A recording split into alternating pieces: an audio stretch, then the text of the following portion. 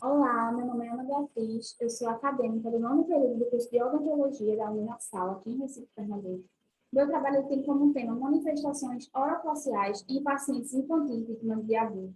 Eu sou a autora principal, Ana Beatriz Andrade Gomes, e os coautores são Julia Avelar de Andrade, Thalia da Silva Magalhães, Daniele da Paixão Freitas, Júlia Pijanovato Bueno, Maria Eduarda Oliveira da Silva e, como orientadora, Thalita Ribeiro Tenório de França.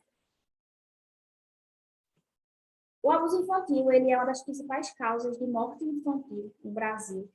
E ele tem como conceito qualquer ato, qualquer ação cometida contra uma criança que põe em perigo ou prejudica o desenvolvimento dela, seja desenvolvimento físico, emocional ou sexual. Qualquer ato que põe em perigo algum desse desenvolvimento da vida da criança é considerado abuso infantil.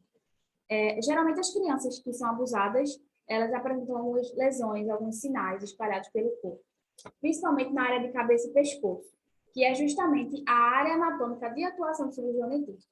Então, por isso, o cirurgião dentista, torna-se uma peça fundamental na identificação e na denúncia desses crimes. Eu coloquei aqui na figura 1, ao lado, uma parte do Estatuto da Criança e do Adolescente que fala sobre isso.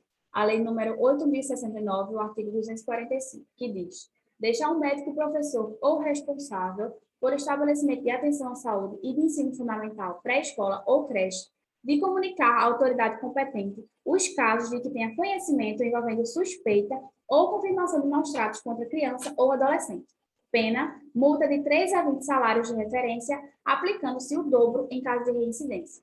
Então, a lei afirma que o cirurgião dentista tem sim a obrigação ética e legal de denunciar esses casos de suspeita e de confirmação de maus-tratos infantis.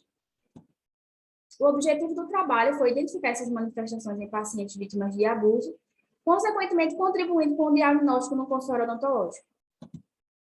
Os materiais e métodos utilizados foram revisão da literatura, com busca nas bases de dados Cielo, BVS, Biblioteca Virtual em Saúde, e PubMed. Os filtros utilizados foram português e inglês no período de 2010 a 2022, e os descritores utilizados, conforme IDEX, foram maus-tratos infantis, manifestações bucais e odontologia. O abuso infantil ele pode ser dividido em 4 tipos. Tem abuso físico, que é maltratar, ferir ou punir excessivamente a criança, falando fisicamente, maltratar fisicamente, ferir fisicamente ou punir de forma excessiva.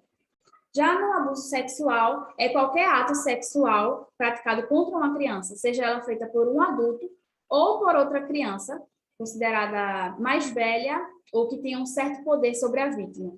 Então, o abusador também pode ser uma criança.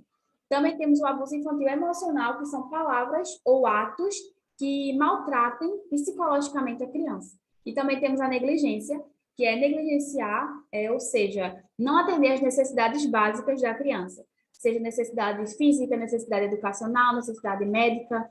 Isso são abuso infantil como negligência.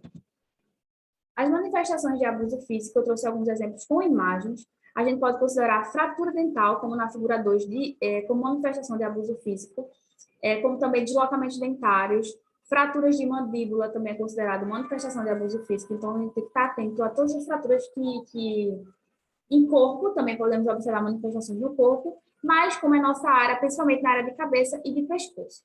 Na figura 3, a gente tem um exemplo de contusão dental-alveolar. A gente também pode ter exemplo como manifestação de abuso físico, equimoses, lacerações, cicatrizes, queimaduras, como é o exemplo da figura 4. Já nas manifestações de abuso sexual, a gente vai levar em consideração aquelas lesões que têm secreção, que são purulentas, como exemplo também de manifestação de abuso sexual, a gente considera aquelas lesões que são recorrentes em pacientes com doenças sexualmente transmissíveis, como exemplo na figura 5 de condiloma em palato duro, que é uma lesão recorrente em pacientes com HPV. E na figura 6, uma lesão vesículo-bolhosa, ela é recorrente em pacientes com herpes. A gente vai observar que manifestações de abuso sexual, elas estão muito interligadas, são somadas também com manifestações de abuso físico. Geralmente, crianças que são abusadas sexualmente, elas apresentam também manifestações de abuso físico. Sendo as manifestações de abuso emocional, o cirurgião dentista ele tem que estar muito atento aos sinais comportamentais da criança e também do adulto que está acompanhando a criança. Se a criança apresenta um medo excessivo, uma irritabilidade excessiva, ou é muito quieta, muito estressada, muito ansiosa, a gente tem que estar atento a isso. E também, é claro que se o cirurgião dentista perceber um paciente com muito medo, não vai já considerar uma suspeita de abuso, mas a gente considera a soma. Um abuso, uma manifestação de abuso infantil, uma equimose combinada com medo excessivo, combinada com a negligência, a gente deve ficar muito atento a isso. E como manifestações de negligência, a gente considera a desnutrição, o paciente está muito desnutrido, muito magro, a vestimenta, a escolaridade, mas, claro, levando em consideração a condição financeira dos pais, né? Se os pais têm condição de dar uma vestimenta correta, uma nutrição correta ao filho, pode ser considerada uma forma de negligência. A gente tem que estar atento às condições dos pais também, porque em muitas unidades de saúde, a gente vê famílias que não têm muitas condições financeiras para isso. E é muito importante sobre a escolaridade a gente sempre perguntar à criança se ela está matriculada na escola, se ela está estudando, e sempre se dirigir essas perguntas à criança e não ao adulto, e esperar que a criança responda. Concluindo, então, batendo na mesma tecla da importância do cirurgião dentista nessa área, porque ele, muitas das vezes, é o profissional que pode interromper esse ciclo do abuso.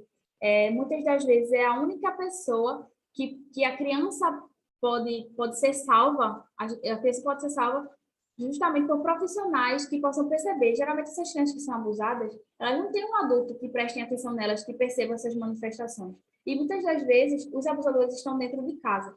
Então, já que é no dia a dia, o profissional, o cirurgião dentista tem muito contato com crianças, ele torna-se um profissional em uma boa posição para identificar, já que ele está no dia a dia, ele tem como ver a boca, tem como ver o rosto. Ele torna-se um profissional de suma importância para identificar e denunciar esses casos. A importância do conhecimento dessa temática para poder saber identificar essas manifestações. E sobre a grade curricular do curso de odontologia, eu deixo aqui meu apelo para todos que estiverem vendo esse vídeo considerar como a gente tentar integrar essa temática na grade curricular da odontologia. Eu deixo aqui a minha opinião sobre isso, porque acho que todos os acadêmicos eles deveriam sair da faculdade sabendo disso, saber identificar, porque é um crime social e a gente tem que estar muito atento a isso. Aqui estão minhas referências. Me sinto lisonjeada de participar e falar sobre isso, porque é um tema muito impactante para mim, importante. Eu espero que eu tenha contribuído com o conhecimento das pessoas que verem esse vídeo e muito obrigada.